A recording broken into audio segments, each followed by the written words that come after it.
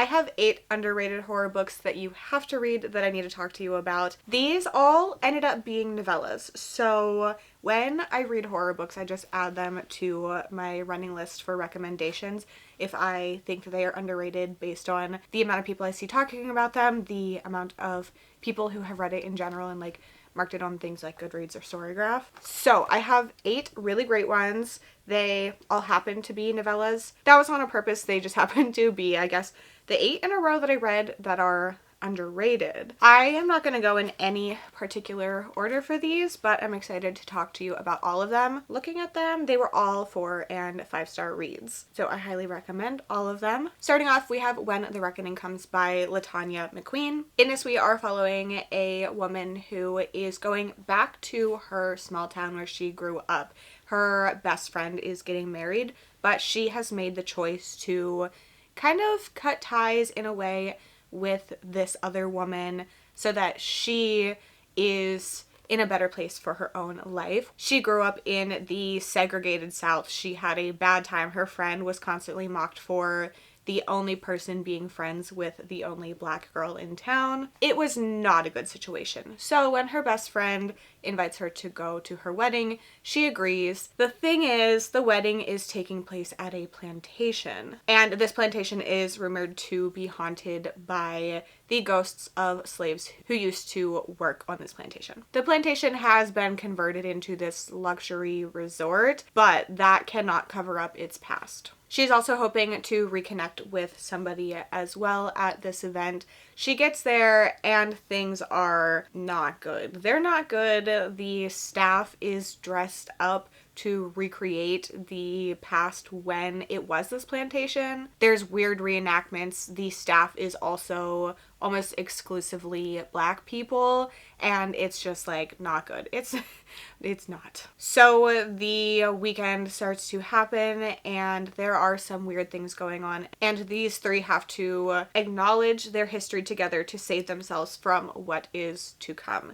I think this is a very compelling read. It had some super disturbing moments and a lot of really great discussions. Next up, I have Scanlines by Todd Kiesling. I'm going to very quickly show you this cover just so you know for sure what book I'm talking about, but I don't think that I can have it up for YouTube purposes, but this is the cover. There is an act of violence on it, so I'm not going to share that. So in 1987, this congressman has died by suicide very publicly. It is televised. He is accused of like awful political things and decides that that is what he's going to do. So now years later, this video has surfaced on VHS. It is dubbed the Duncan tape after the deceased cameraman who attempted to sell the video, and there are rumors that anyone who watches the tape is driven to suicide. It's one of those things where nobody knows for sure if there is actually this tape or if everything is just rumors.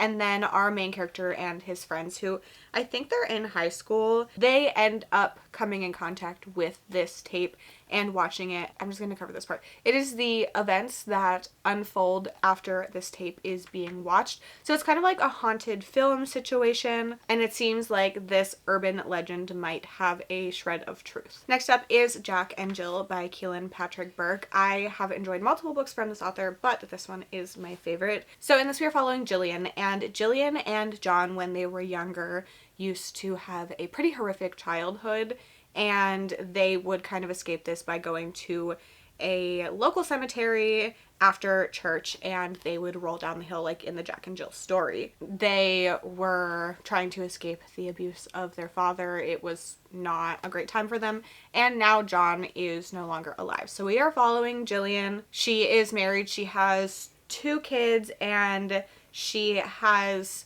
kind of just like pushed down all her feelings about the death of her brother, her childhood, but she has started to get these dreams where now she has to kind of finally deal with everything that happened in her past. There's this monster in her dreams that seems to be getting more and more vivid, and if she doesn't deal with things, she might not make it. Then we have Puzzle House by Duncan Ralston. This is following 6 strangers, 6 puzzles, and 6 ways to die.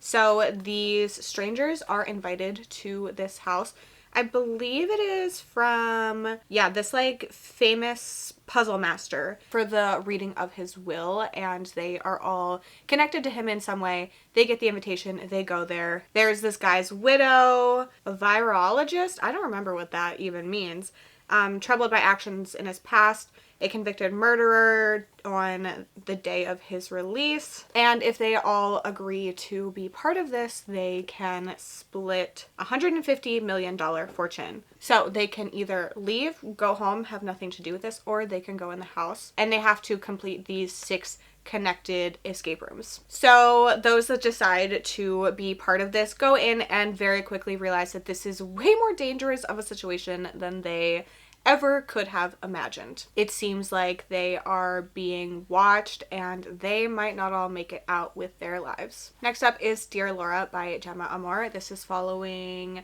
Laura, and every year on her birthday she gets a letter from a stranger in the mail who seems to know something about her friend Bobby that went missing when she was a kid. He is offering her information in exchange for personal information and various other things. She is trying to do whatever she can to find her friend, to get any clues about him, because she feels guilty for him going missing, and the requests keep getting more and more disturbing. And we are watching her figuring out how far she is willing to go to get answers. Then we have The Day of the Door by Laurel Hightower. This is following a family who has had a very awful thing happen in their past. So this mother, 2 sons and a daughter, lived in a house, did not have a good relationship with the father, and they also didn't have a good relationship with them inside the house. One thing leads to another, and the one son ends up dying, and it seems like the mother did something to cause this. So the other 2 siblings do not talk to her, they are estranged, and she has contacted a YouTube crew that is going to bring them all back to this house to get to the bottom of what happened, because the mom claims she had nothing to do with it and that the house is haunted, and that is why the son died. This deals with grief and family trauma. This one actually kind of scared me. Then we have another story about grief, Stay on the Line by Clay McLeod Chapman. This also has illustrations by Trevor Henderson. So in this, we are set on a small town where a hurricane, I believe, has gone through and destroyed a lot of stuff and has taken the lives of many people in their town.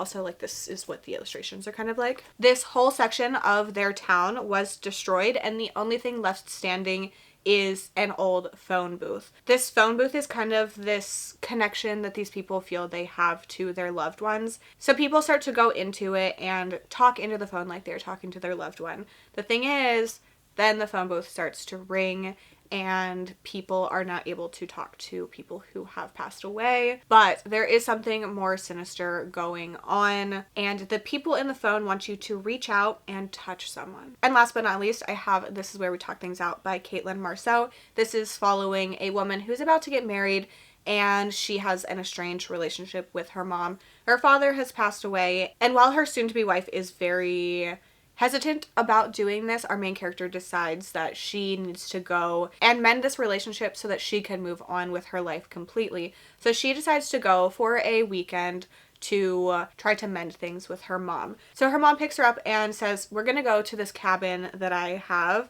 And she's very hesitant, but you know, it is what it is. The thing is, they get there and everything in the house is almost an exact replica of the house that she grew up in. So she is very, very creeped out by this. It's so disturbing. And her mom is acting like nothing is wrong until she starts to get a bit too controlling. This one stressed me out. It's so tense. I was on the edge of my seat, completely obsessed. So these are 8 underrated horror books that I think you need to check out. If you made it to the end and want to leave me an emoji to say you were here, you can leave me a house for honestly a couple of these. If you are looking for even more recommendations, I have 2 other videos with even more underrated horror book recs, so you can check that out. I'd love to know your favorite underrated horror books in the comments. I hope you enjoyed this video. Thank you so much for hanging out with me, and I hope to see you in my next one. Bye!